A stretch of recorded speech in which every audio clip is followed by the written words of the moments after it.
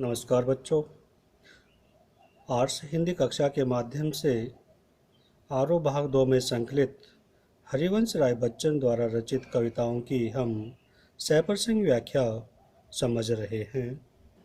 बच्चों, मैं बताना चाहूँगा कि पिछली 2 वीडियो में हम आत्म परिचय कविता की सैप्रसंग व्याख्या समझ चुके हैं। आज हम एक गीत कविता की सैप्रसंग व्याख्या इस वीडियो के माध्यम से समझने का प्रयास करेंगे।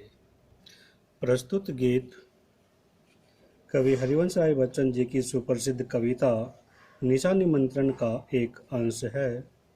यहाँ कवि ने जीवन को एक यात्रा का पथ माना है। जीवन को यात्रा पथ मानते हुए कवि ने कहा है कि हो जाए न पथ में रात कहीं, मंजिल भी तो है दूर नहीं। यह सोच थका दिन का पंथी भी जल्दी जल्दी चलता है, दिन जल्दी जल्दी ढलता है। बच्चे प्रत्याशा में होंगे, नीड़ों से झांक रहे होंगे। यह ध्यान परों में चिड़ियों के भरता कितनी चंचलता है, दिन जल्दी जल्दी ढलता है। मुझसे मिलने को कौन विकल, मैं हूँ किसके हित चंचल। यह प्रश्न स्थिर करता पद को, भरता उर में विह्वलता है, दिन जल्दी जल्दी ढलता है।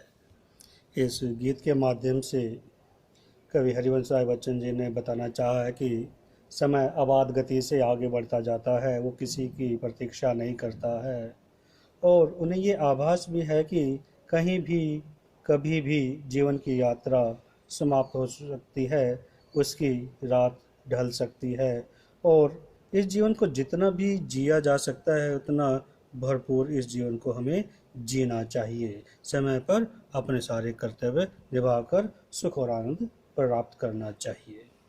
हो जाए न पथ में रात कहीं, कवि कहते हैं कि रास्ते में ही कहीं रात न हो जाए।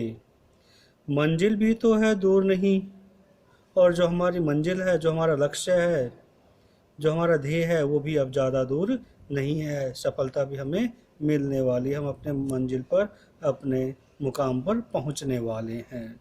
यह सोच थका दिन का पंथी भी जल्दी जल्दी चलता है। और जब ये सारी बातें सोचता है कि कहीं रात ना हो जाए या अभी मंजिल दूर नहीं है, मैं इसको समय पर पा सकता हूँ, तो पंथी यात्री मुसाफिर दिन का, जो दिन भर चलकर थक चुका है, जल्दी जल्दी चलता है, वो और जल्दी चलने का प्रयास करता है ताकि समय रहते वो अपने स्थान पर पहुंच सके, अपनी मंजिल को पा सके। क्यों?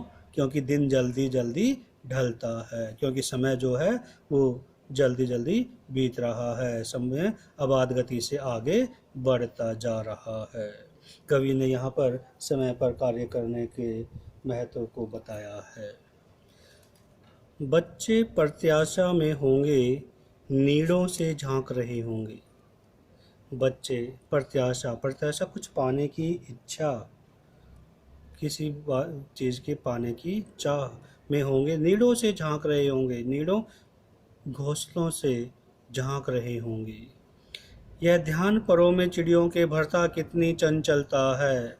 परों पंखों में चिड़ियों के, कहता है कि जब चिड़ियों को ये ध्यान में आता है कि सुबह जब वो अपने घोंसलों में बच्चों को छोड़कर आए थे, भूखे प्यासे उनको छोड़कर आए थे, अब उन बच्चों को ये प्रत्याशा होगी, ये उम्मीद होगी, ये आशा होगी कि उनके माता पिता उनके लिए कुछ खाने पीने की वस्तुएं लेकर आएंगे। इसी आशा में वो पेड़ों के जो घोंसले हैं, उन घोंसलों से वो, नीड़ों घोंसलों से वो बाहर झांक कर देख रहे होंगे कि उनके माता पिता आते होंगे।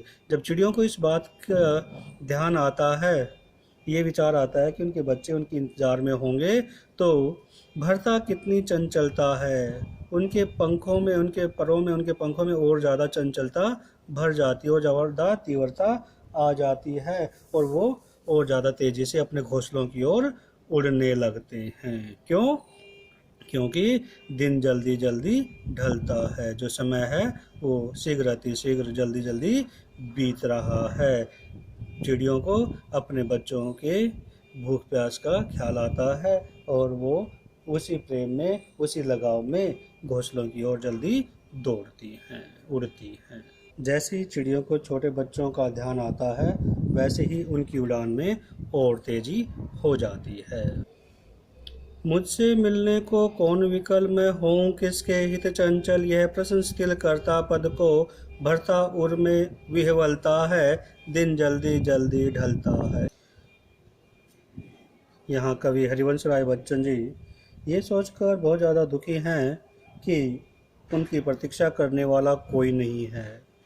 वो कहते हैं कि मुझसे मिलने को कौन विकल, विकल का मतलब व्याकुल, मुझसे मिलने के लिए कौन है जो व्याकुल हो, अर्थात ऐसा कोई व्यक्ति नहीं है जो मुझसे मिलने के लिए व्याकुल हो, बेचैन हो।